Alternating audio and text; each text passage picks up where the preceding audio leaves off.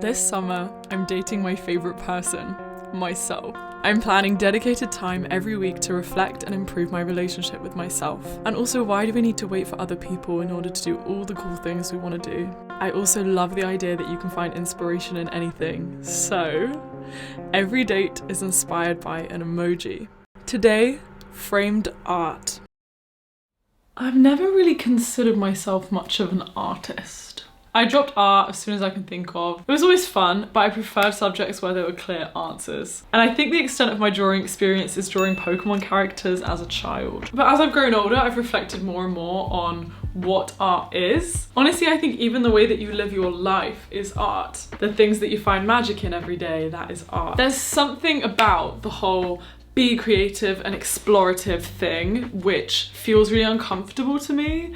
I think because I've been so trained in an education system which seeks a right way of doing things, so when it's just like a blank page, I'm like, what do I do? But I love going out of my comfort zone. And as part of this series, when I was planning a date for myself based on this emoji, I realized there was only one kind of artistic date I would really want to go on. Jade, you are in Berlin, the most creative, artsy, wonderful city. You are going to a life drawing class. The human body will be your art. So the story of how I planned this date, I was looking on Eventbrite the other day for fun things to do in Berlin, and I found this life drawing event called Muse, an experiment in storytelling, discussion, and life drawing. In a world where we learn to hate the bodies of others and fear our own, Muse offers us a chance to find them instead. That sounds like a bit of me. So I signed up. And I have no idea what to expect. I think it's for beginners, but I'm really excited to spend some time with myself today to learn a new skill, to reflect on my own body confidence and how I present myself in the world.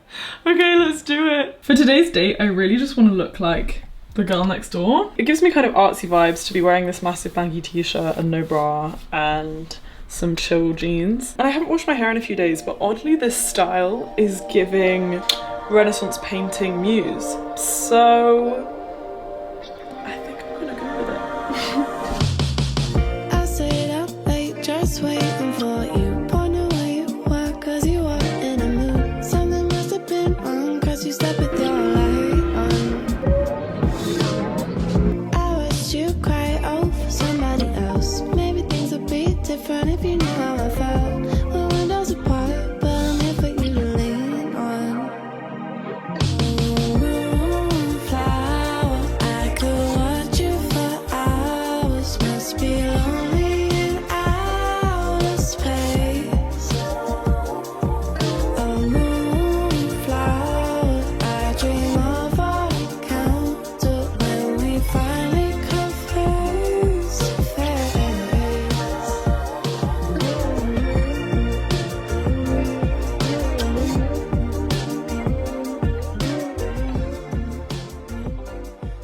It's funny how when you're trying something new, you get self-conscious. You start worrying about whether what you're doing makes you worthy of being there or not. You kind of look around in awe of those around you who are more experienced. But as you start to embrace it, including the fact that you're not that amazing and that you're just doing your best, confidence seems to find you. Or at least that's how I felt. The more I just tried without thinking about the outcome, the more I started to enjoy the whole experience. I found that I actually really like drawing. It feels so meditative. And the whole night I was just thinking, imagine if I didn't come here because I was too scared to go alone. Like, how many things do we stop ourselves doing just because we're waiting for a friend or someone to tag along?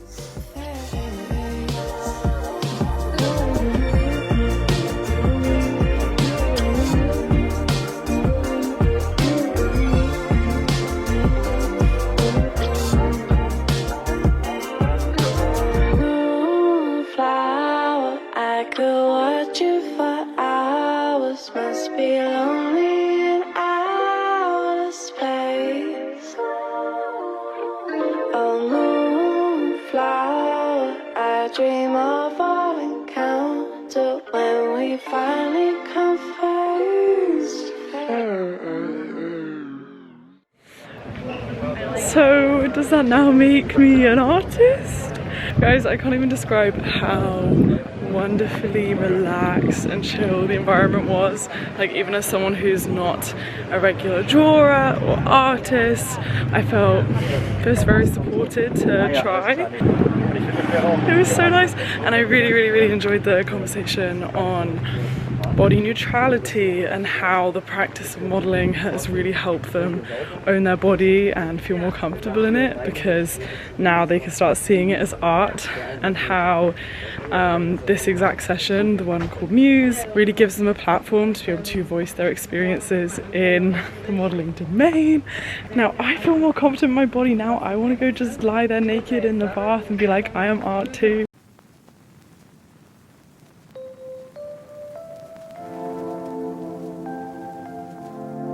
Hi guys, so it is the morning after the event and I kind of just wanted to share my reflections. I really thought it would be weird or awkward to be sitting fully clothed looking at someone naked. But honestly, as soon as we started drawing, I became so dissociated from the fact that it was a naked person in front of me, because I was so focused on the tiny details and trying to capture them. For example, I was looking at the curve of a shoulder, or the line of energy in their spine, or the way that the light was tossing shadows over their body. And so it oddly never felt weird.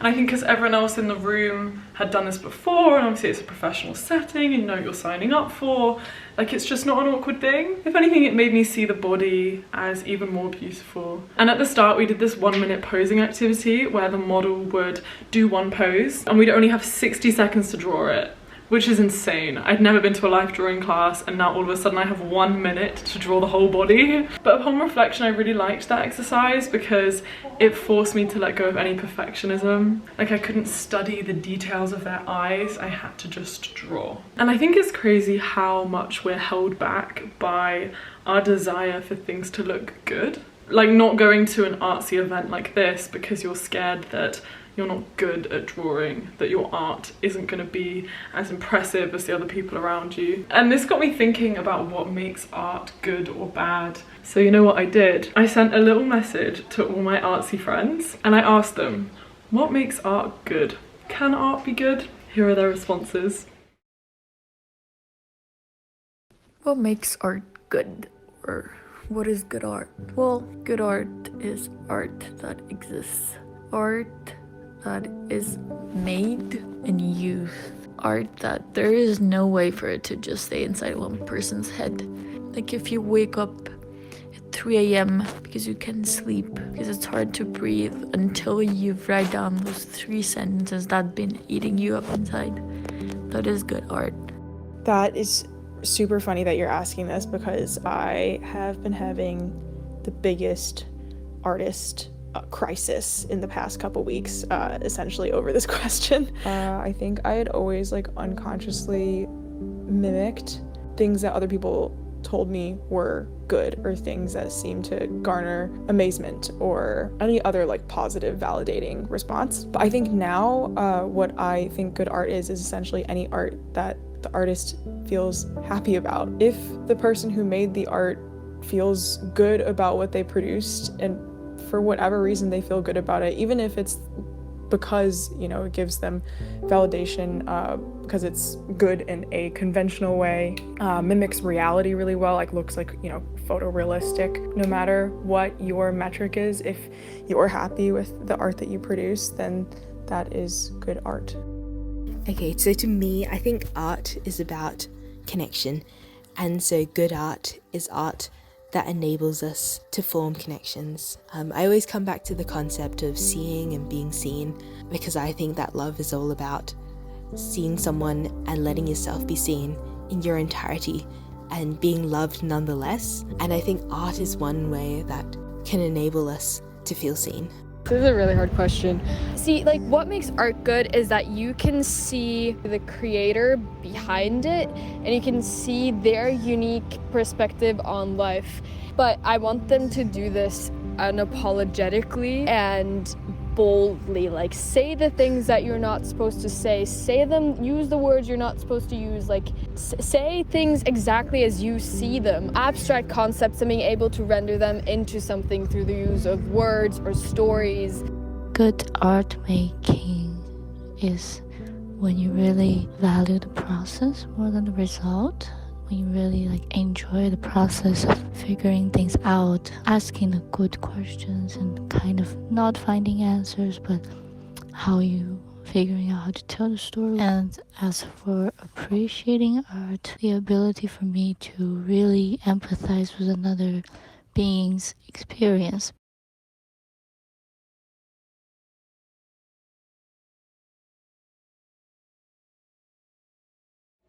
And I think my final questions on this date, is it the person who makes the art who gets to choose the meaning? Or is it the person who views it and whatever they get from it is the meaning of the art? This is something we looked at in one of my electives at university. I think the main conclusion I came away with is that every single person who views a piece of art is viewing it through their own lens, their own experiences, their own context from their own life. So they will always get something different from maybe what the artist intended, or something different from another person who looks at it. For example, blue might be calming to me because I associate it with the sea and the sky and my mum's eyes, but it could be a stressful colour to someone else with different experiences. And so a blue piece of artwork just will have a different interpretation and meaning for everyone. But then if that's the case, if meaning literally is defined by every single person individually, like the person who creates it, the person who views it, like everyone gets to have their own, then why would we worry about how things are going to be perceived when we already know that every single person will perceive it differently and probably will perceive it differently to us? We might as well appreciate that art doesn't have to be good, doesn't have to be perfect, doesn't have to have one meaning. We should just make.